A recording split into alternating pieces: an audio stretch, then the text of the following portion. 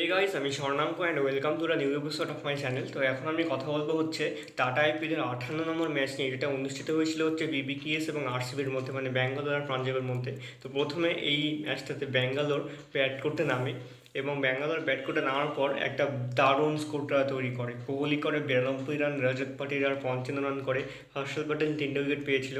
তারা তো পুরো 20 ওভার খেলে একটা রান করে, যেটা হচ্ছে 241 রান 7 উইকেটে।